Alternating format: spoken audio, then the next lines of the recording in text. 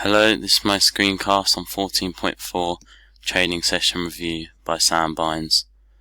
And we're going to go through my training program where I looked at the screening, the motives of my clients, the barriers, targets, and the ability, the likes and dislikes of my clients, and the testing. So, for screening and ability, first you've got the screening, which is done by PAR-Q questionnaire, which is designed to cover health problems and injuries or anything that I need to know about.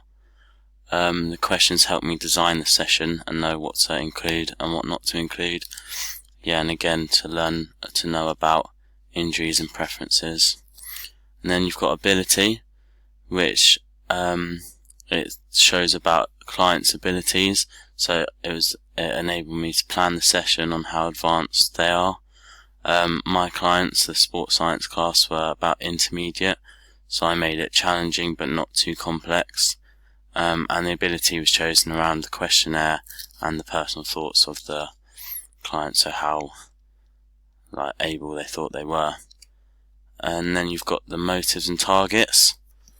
So the motives, this is discovered from the questionnaire as well, and this is what they're getting out of the session, so what they want to achieve. And why they're taking a part, so what are their reasons for taking part. This will help me bond a relationship with my clients and help me know what they're here for and what they want to achieve. And your targets are slightly different, but they're also found from the PAR-Q interview. They're used to plan the session and also to plan what needs to be achieved, so what they want to achieve during the session. And it can also help me adapt and change the session, so I could change the session due to their targets.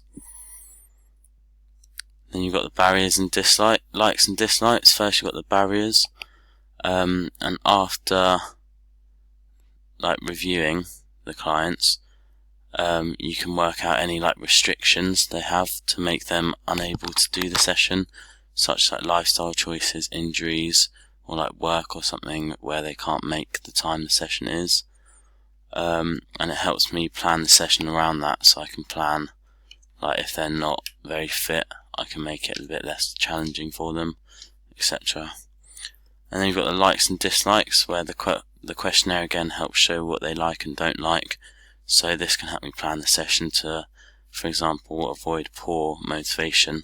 So if they don't like running a lot and I make them run too much, then they'll be demotivated and the session won't be effective. Then you've got testing, last one. This is how they perform in tasks. For example, this could be the 1 rep max or the Cooper run, and what it does, it establishes the levels that they're at in ability wise and how well they can do. And it also shows where we can progress to and plan targets during the session and for after the session. So now what I've done is I planned my session around the SPORT principle. So S stands for specificity, P stands for progression, overload, reversibility, and tedium. And I've related my session to SPORT all the way through. So for specificity, I was looking to improve cardiovascular fitness, where I did a continuous run for 20 minutes. So I planned it around continuous training, so long distance. The positive was being able to target a certain area as it's specific, but a negative of this was that it's a bit boring and tiring for the clients. For progression, I planned the session to progress intensity over time. So as it went on, start at 60% of your maximum heart rate, then up it to 70%, then 80%, which is important for improvement in your cardiovascular fitness because it's working harder for the same periods of time. For overload, the overload wasn't used too much as this exercise isn't to the max capacity, but it could be overloading cardiac capacity, so you could overload your breathing rate and your cardiovascular fitness. Reversibility wasn't really relevant at all to this. All I could say is that maybe if you did come to my sessions, and then stopped coming, then reversibility would take place, which is where you do training and exercise, and then when you stop, all the gains and hypertrophy reverses and goes away. And the T for tedium, so this was activity prone to tedium really, as it was just running for 20 minutes. So it made it so the clients could be tired and a bit bored and a bit achy, so they could fatigue. Next was the FIT principle that I relate to my session to, and that's frequency, intensity, time and type. So the frequency, I'd suggest 3 to 5 times a week, not too much because you do need some time to recover, and then do it again. But as it's only continuous and not too high intensity, it's not strenuous on any of like the muscles or the body, so you can do it a few times a week and it should be alright. For intensity, the average intensity was about 60 to 80% of a maximum heart rate, so not too high, and keeping a steady intensity and sort of a steady pace throughout the run. But again, this could lead to fatigue when they're running, so they would need time to rest. The time, I put about 30 minutes, including warm-up and cool-down, so about 5 minutes for the warm-up and cool-down, and 20 minutes for the run. And yeah, in my session I felt I kept a good time with the warm-up and then the main session and the cool-down. And then for type, obviously it's continuous training, so it just means long training for long periods of time. So the risk assessment and PAR-Q. So the risk assessment was make sure it was safe and appropriate to do the session in the area we were in, and there was no danger or problems in the environment. And before the session I wrote up a risk assessment. There weren't too many risks, just running across the field.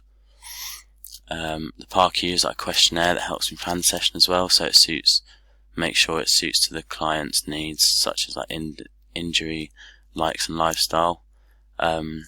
Using these, the one I used to help figure out the session to run was very effective, using those injury, likes and lifestyle. The planning and the quality of the session. So the planning would be like the warm-up, the main activity and the cool-down. This includes like all the drills, equipment, instructions needed and everything else. And it was helpful and effective as the plan helped me do all of that and run the session effectively and smoothly. It also just helped me know what I was doing really. So the quality, so this was mainly like if the people enjoyed or felt it went well. I felt that it went quite well and that it was effective, and I felt the quality was good and I was hitting all the areas I needed to. The session could probably be improved by making it a bit more like active and doing other things than just running. Just to improve the session. So you've got the rapport and development. The rapport and development, so this is how I interacted with the clients. The rapport and like using encouragement, verbal feedback and corrections. I felt I did that quite well, just like keeping them going and keeping them motivated. And then the development is how you like change or develop the activity or the session, and it can be done if it's not going well or if there's time needed to be filled. But with mine, neither of those happened, so I didn't need to develop it at all. So next you've got the progression and achievement. This is how like you improve the session to see results and differences, a bit like development, but you see results in the training. And also, like, to progress, you can use this to avoid tedium, so they're not bored and demotivated. And it sort of makes it so the session isn't all the same, so it's not all doing the same thing for the whole time, so they don't get bored. For achievement, so it shows to see how successful they are, and it helps certain goals and targets be reached. in my session, I felt that no one was really hitting the target because I was trying to get them to be able to run for 20 minutes non-stop.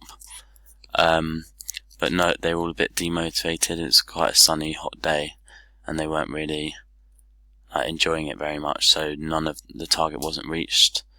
Mainly just because they were demotivated.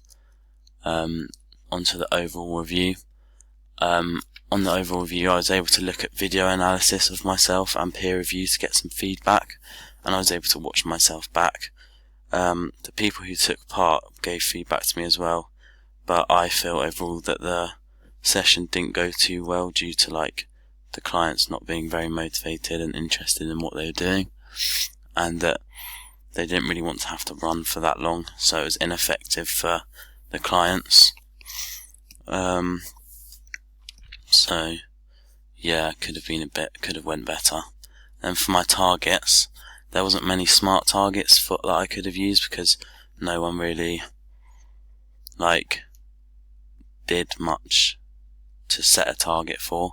So I just thought the target was to adapt the session to be more varied, or even redo the PARQ and the questionnaire to rethink what type of session to run due to what my clients wanted, because I feel like they would have rather done something else by how they reacted and how they were acting throughout the session. But yeah, that's it. Thanks.